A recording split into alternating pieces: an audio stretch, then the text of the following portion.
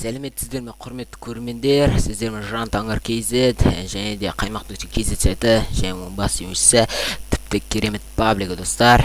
Және де біз бұл видео негізі бір сұрақтарға арналған еді. Бұл сұрағымыз Sony Vegas Pro-ны қаяқтан жазуға болады. Яғни Sony Vegas Pro 12, бірақ оны емес әрине. Кешіресіздер, оны кейін сөйлеймін. Бірақ менде өз басым Sony Vegas 10 бар, сондықтан оны түсірудің керегі жоқ секілді деп ойладым.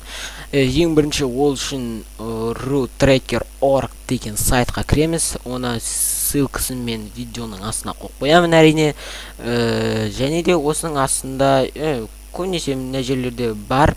Және де бұл Sony Vegas Pro Windows 7-нің 64X платформасына ғана келеді. 32 платформасына келмейді, және де Windows XP-ға да келмеуі мүмкін. Өйткені себебі қазіргі программалардың бәрі Windows 7-ге жұмыс істелуде әрине. Міне, разрядность 64 бит деп көрсетіліп тұр. 64 биттің осындай бір саналы жері міне осы. Және де скачать торрент файл деп міне тұр. Осы арқылы біз интернеттен тартамыз. Интернеттен тартқаннан кейін бізде торрент арқылы міне осындай Sony Vegas Pro 12 Bolt 486 деген сияқты бәлелер шығады. Менде ол әрине бітті. Ашамыз, далее дейміз. Міне қарап отсаңыздар, оның өзінің папкасына келдік. Енді оның папкасын ашқаннан кейін Sony Vegas Pro 12 деп міне бірінші тұрған файлға кіріп, оның установкасына дейін басамыз, яғни құямыз. Компьютер ойланып қалды, ренжімеңіздер. Соглашение береміз, келісім дегендей. Жоқ, керек жоқ, рахмет. Английский жоқ, керек жоқ, рахмет. Және де тартамыз.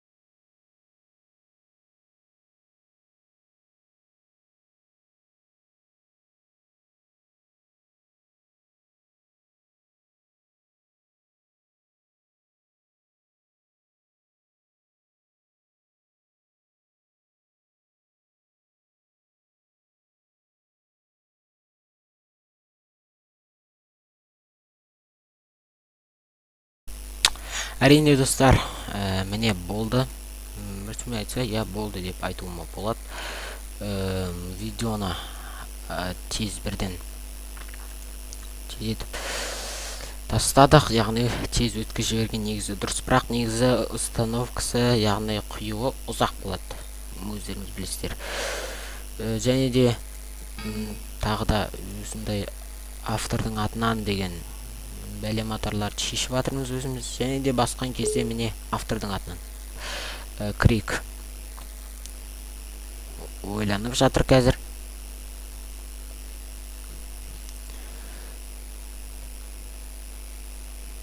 Так, негізі осындай болып қосылады өзі. Жаттап алыңыздар. Міне Sony Vegas Pro 12, Sony Vegas Pro 10. Екеуінің айырмашылығы тіпті мынандай өзінің бейнесінен де байқалады. Рабочий столда, яғни жұмыс үстелінде тұрған. Міне көріп тұрсыздар. Енді былай қосылып жатқан кезде де загрузка, яғни басында болатын тежегіштің өзінде де екеуінде екі түрлі қосылыс бар. Енді ішінде кіргенде ол қалай болады екен, сол көргіңіз келіп тұр. Енді бәріміздің кешіресіздер, менде бір ұзақ қосылуда.